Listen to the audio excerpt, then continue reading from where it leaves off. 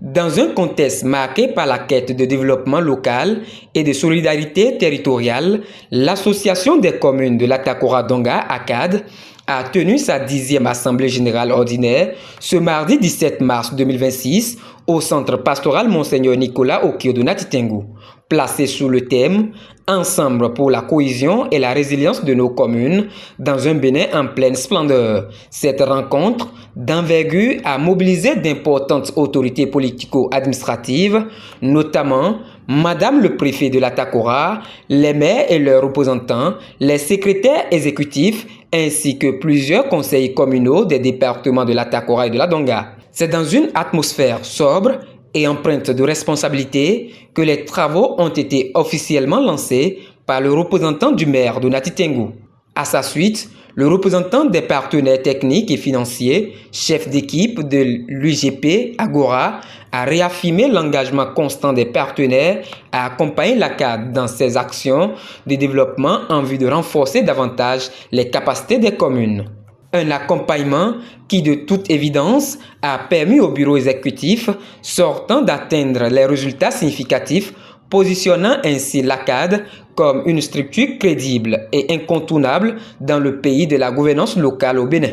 Depuis janvier 2024, date à laquelle nous avons pris fonction, le bureau exécutif a porté l'ACAD dans une nouvelle dynamique parce que nous croyons fermement en nos communes. Dans cette aventure, la gouvernance administrative, financière et l'offre des services de qualité à nos communes ont été, entre autres, les chantiers explorés. À l'arrivée, nous pouvons nous réjouir des résultats significatifs que nous avons atteints. L'autorité préfectorale n'a d'ailleurs pas manqué de féliciter les acteurs pour leur effort soutenu en faveur du développement communal. Je voudrais saluer les efforts en cours et féliciter les acteurs pour les changements qualitatifs enregistrés ces dernières années. Avec l'accompagnement de divers partenaires techniques et financiers, nos communes ont été accompagnées dans les domaines de la gouvernance, de la cohésion sociale, des infrastructures économiques. Je voudrais ici souligner avec insistance le rôle déterminant que joue l'ACAD dans l'amélioration des performances de nos communes.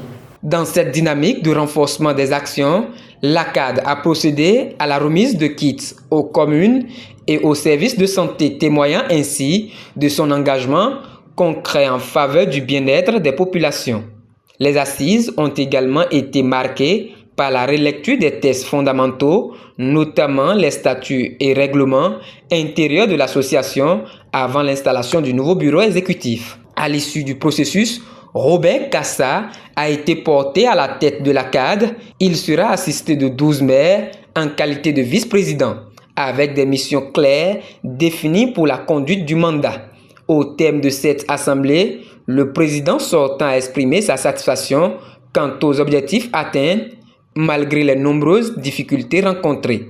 Au moment où je prenais les rênes de cette association, il y avait un peu quand même quelques difficultés en termes de fonctionnement, mais nous avons pu quand même relever ce défi où le fonctionnement de notre association s'est révélé vraiment très très positif.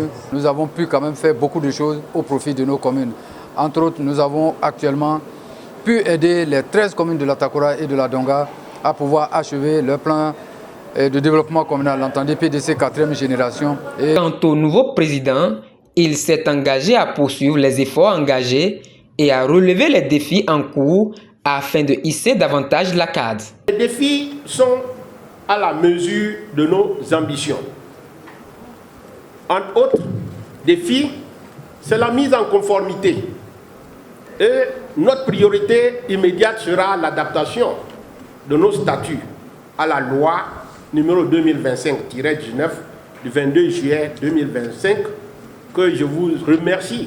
Je remercie l'Assemblée d'avoir franchi cette étape cruciale. Ce nouveau bureau exécutif entame ainsi un mandat de 2 ans avec pour ambition majeure, entre autres, la construction du siège de l'association.